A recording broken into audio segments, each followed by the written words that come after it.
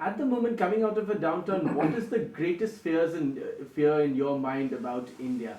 Uh, Inflation reaching sky high limits. There's a food crisis. But what in your mind would be the primary fears?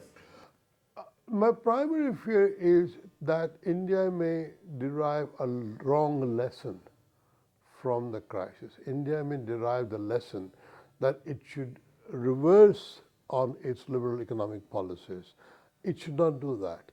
Inflation is a blip. I think it's a temporary thing. It's bad policy making. I think that can be taken care of. But India has to continue to pursue policies which will get it near double-digit growth rate. That's only way poverty would be relieved. You have to find industrial employment for the bulk of people in the rural areas. That's the only way India will march forward, and that's what it should do. Will things like Narega help, or are they merely populist? Narega is a temporary kind of palliative. What you need is not 100 days or less than 100. You need a program in which people get jobs 280, 300 days per year, like in any industrial factory. We need large factories. We need to change our labor laws for that. There's plenty of demand in the world at large and in India for industrial products. Not just China, but Malaysia, Indonesia, even Bangladesh has shown that can be done. India ought to forget its dogma of labor laws and just move forward. Okay. That's what we need.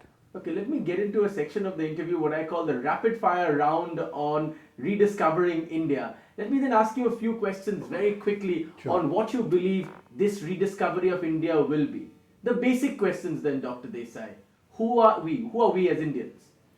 We are a absolutely bewildering variety of ethnic and racial types. We speak many languages. Some of us look like Chinese, some of us look like Africans, some of us look like Europeans. We have different kind of physiognomy, different kind of color, different kind of pigment. But eventually we share not just a territory, but we share a civilization. This civilization has been enormously enriched. For example, even Christianity came here in the first century AD, not later on. It is ultimately a very tolerant society.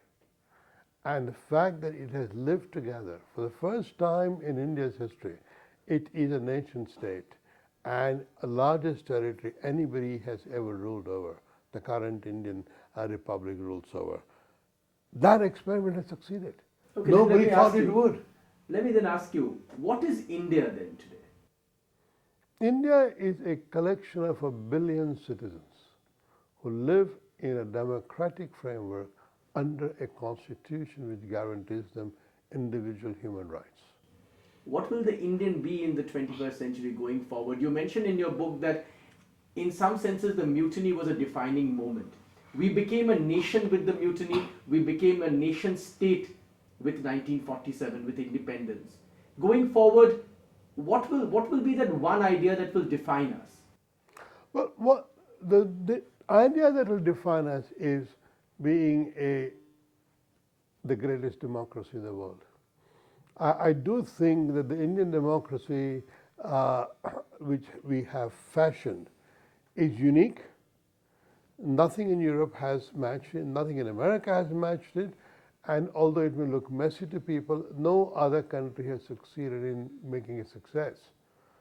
On this larger scale, with this diversity, with this poverty, and the fact that India and Indians have made it a success is something they should be immensely proud of. And they should not go on thinking, oh, if only we were like China, we could grow faster. None of that. This is the big achievement.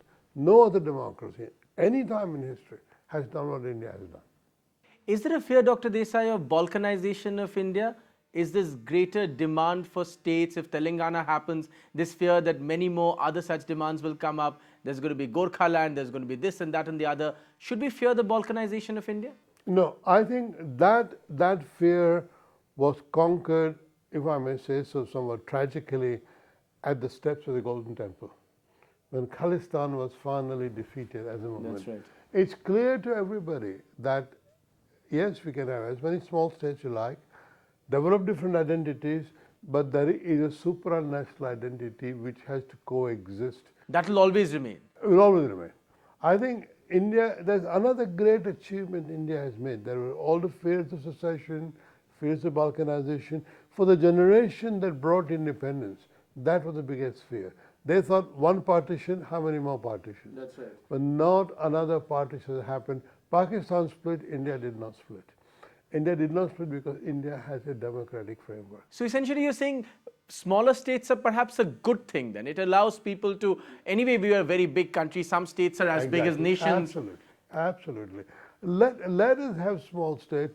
Some of them are well governed, some of them not. Yeah. But I think the smaller states would be a good idea because of two things. First of all, the fear always was that some big states would secede on their own. That's No right. small state is going to secede on its own. Yes. But also, in a sense, it will bring governance closer to the people. And because there are multiple identities, let us not fear the multiple identities. India is a nation of many nations. That's almost a central message of my book. And yet the pessimists, what the pessimists say about the breaking up of India into multiple identities, you're saying that won't happen. We are now definitely Exactly. a supranational identity. Absolutely. That didn't happen, it will not happen. And the fear, the obsession of the early generation, India should have a single story. India is a story. The story is India. You don't need another story. Let me quote from your book then, and I found it very interesting, especially in this entire Telangana issue. You say it is too much about, or rather it was too much about who was ruling in Delhi rather than about the entire country. Time has come to remedy this lacunae. Smaller states can do that? Absolutely. I think we have to get out of the Delhi obsession. We have to get out of the idea, which was very strong in the nationalist movement, that if Delhi was strong and ruling with the iron rod, India would stay together. It's not like that. India is together voluntarily. And let people have their say, let people have their freedom, let people indulge in their identities. No fear of any breakup. Okay, the other big thing that you mentioned at the end of your book is how India in some senses mirrors America. Yes. In the last few years, maybe 5 years ago, a lot of people would have welcomed that idea. Even today, India welcomes America, especially post the nuclear deal, but that idea of India mirroring America has become an anathema in some senses. A lot of people don't like that idea, especially because of the way America has gone. Yeah, I think India has this peculiar view that America has fallen out of love with India. Right. The Bush-Manmohan Singh personal chemistry was fantastic. You couldn't possibly expect it to be repeated with every. But America is not just worried about India. America has other worries as well. Sure. What I'm saying is, look at America, how America has had to revise its stories, tell itself new stories as it includes more and more people, especially the original settlers, the Native Americans, are still not fully included. The black Americans were only got included very recently, and even now that's still going on. Let India remember that the inclusion of people is a long-term process. And a nation has to change its narrative again and again. That's right. As it grows.